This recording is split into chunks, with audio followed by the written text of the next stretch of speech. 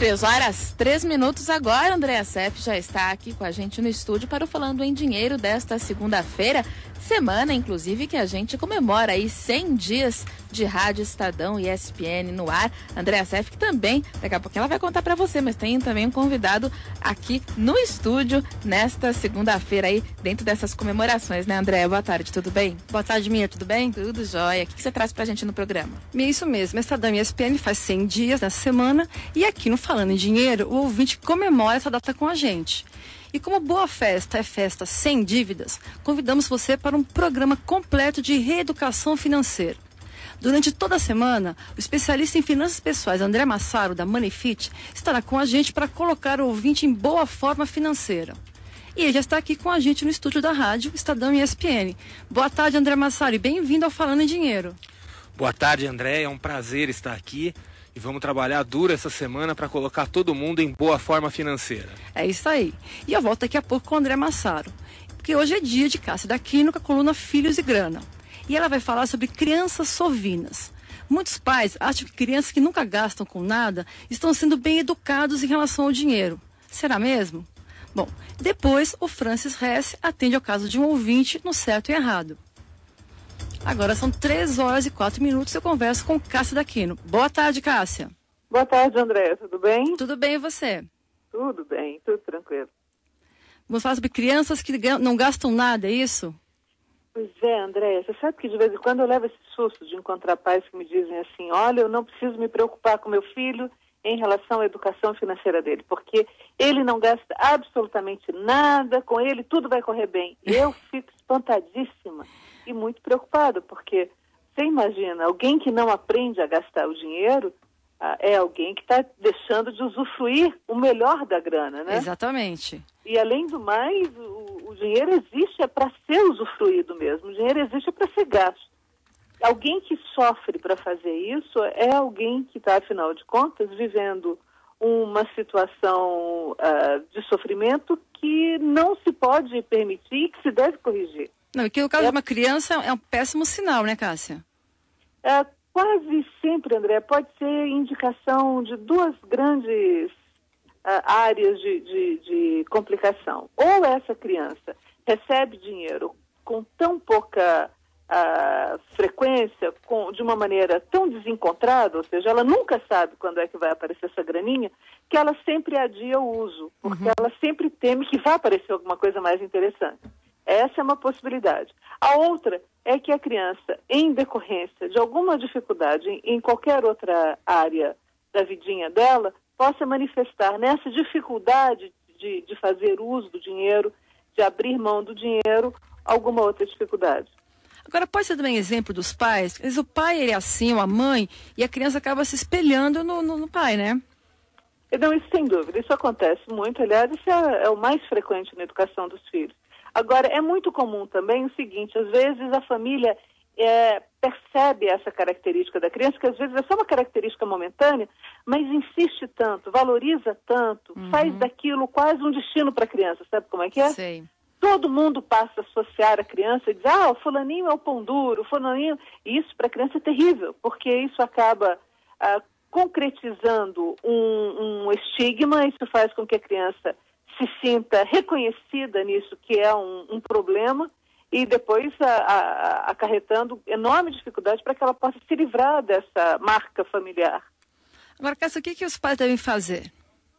Olha, André, quando a gente percebe que a criança tem dificuldade em fazer uso do dinheiro, a gente deve insistir vigorosamente para que ela comece a fazer uso dessa grana, sim, e incentivá-la a encontrar objetivos para o dinheiro e fazer isso, inclusive, como uma bronca. E dizer, não, senhor, não tem essa história só de ficar juntando dinheiro, não.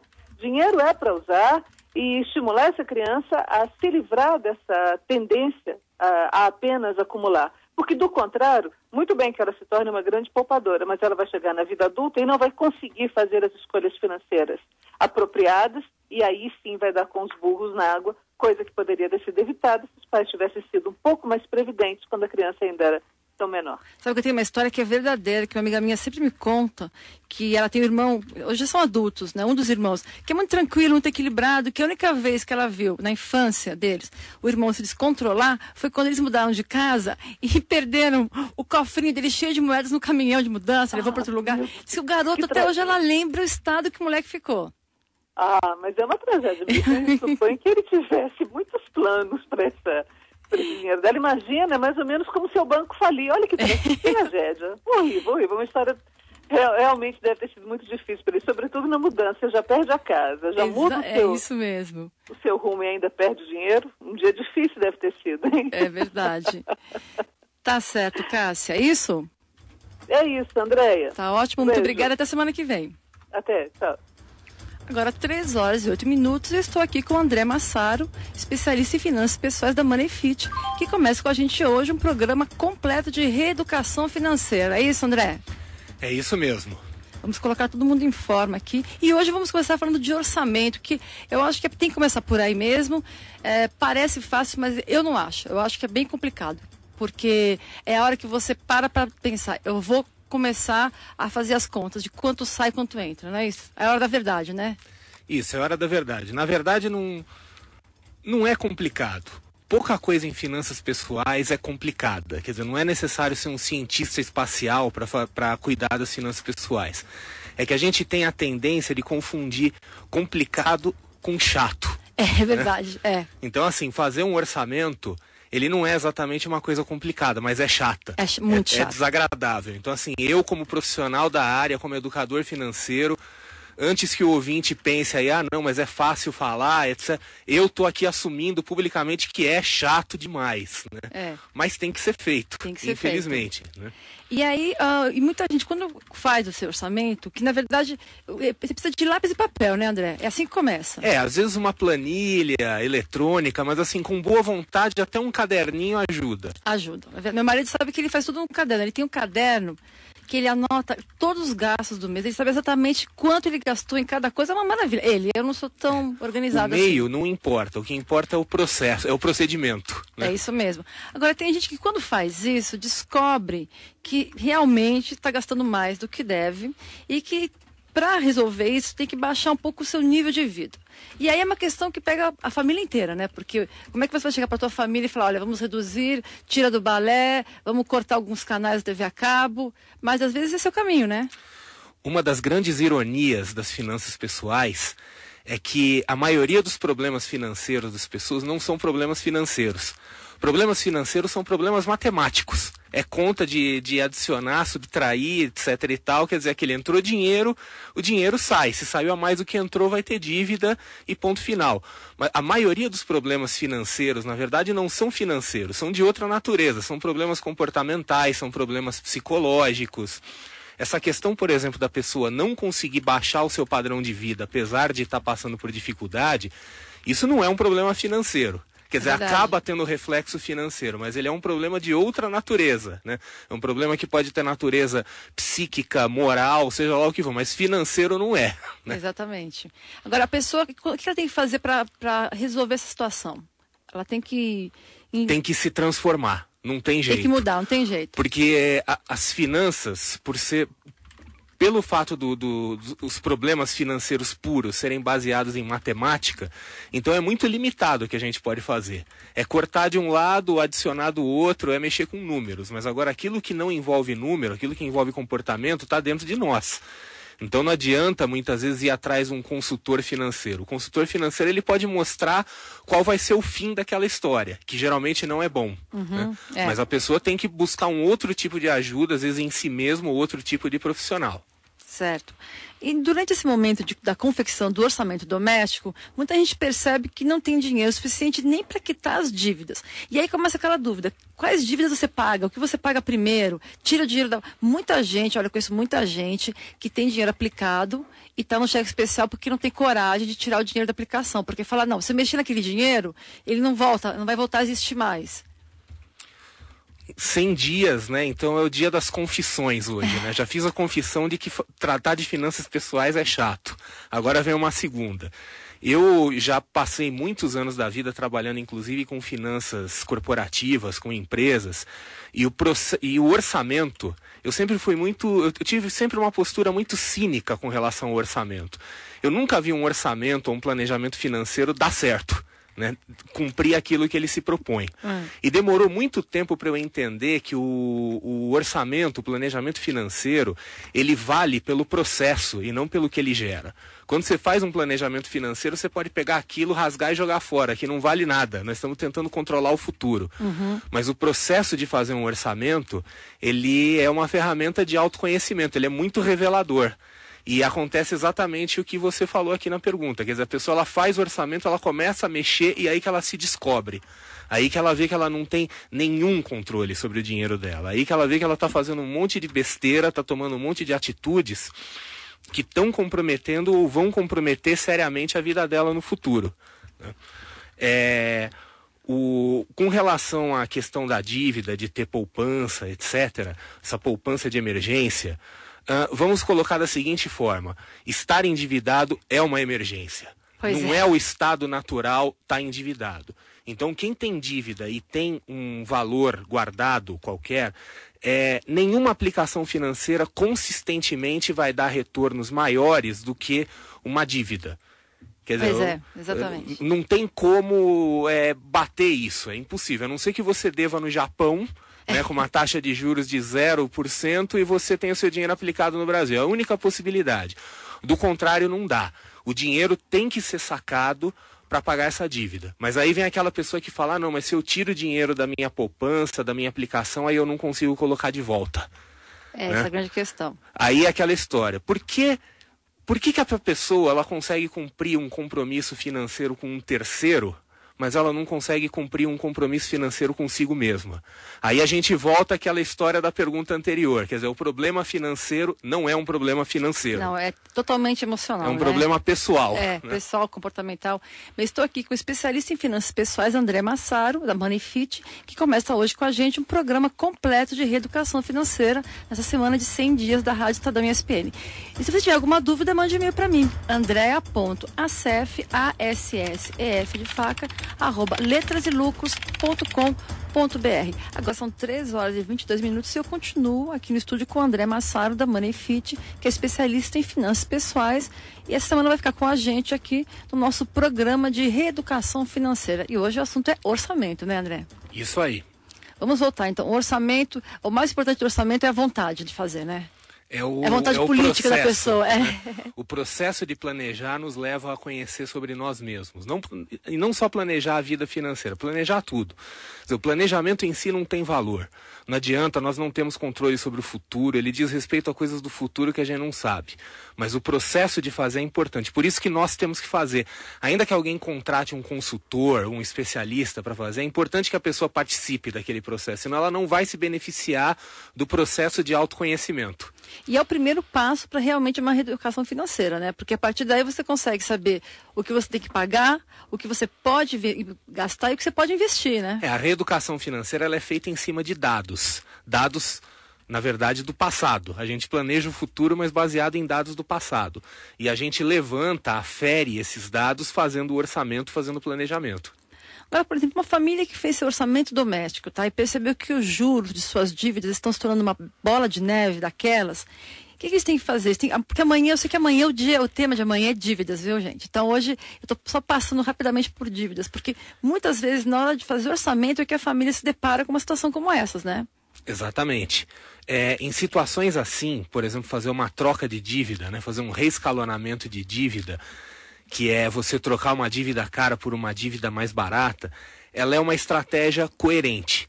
Não é a estratégia ideal, mas é uma estratégia coerente, às vezes é a estratégia possível. O ideal mesmo era que a gente arrumasse de alguma forma para pagar essa dívida e não ficar endividado. Mas às vezes a gente tem que, assim, guardadas as devidas proporções, é a mesma coisa que dizer assim, você está com uma dor de cabeça, aí eu vou dar uma martelada no seu dedão. Você vai esquecer a dor de cabeça, né? Você vai trocar um problema maior por um problema um pouco menor. É a coisa do bode na sala, né? Exatamente. Então, assim, é uma estratégia coerente para você dar uma aliviada, uma situação assim que está muito crítica, você deixa ela um pouco menos crítica, mas não é o ideal. Quer dizer, não é o estado natural da maioria das pessoas estar endividado. Tá certo. Se você tem alguma alguma dúvida sobre dívidas, inclusive, mande e-mail para mim, andrea.assef, A-S-S-E-F de faca, @letraselucros.com.br. Agora, André, quando a questão envolve toda a família, né? Porque o importante do orçamento doméstico não é só o pai, não é só um dos familiares, ou o pai ou a mãe, decidir colocar ordem na casa e não trazer para dentro desse novo processo a família inteira, porque muitas vezes vai impactar esse olhar sobre o orçamento no dia a dia de todo mundo, né? Tem que conversar com a família.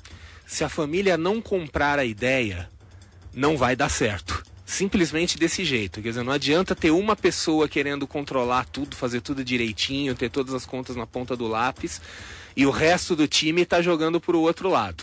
Tá. Quer dizer, novamente, não é um problema financeiro, é um problema político, né? Vender a ideia para a família de fazer um planejamento financeiro, de viver de uma forma diferente. Exige muito mais habilidade diplomática do que habilidade financeira, no fim das contas.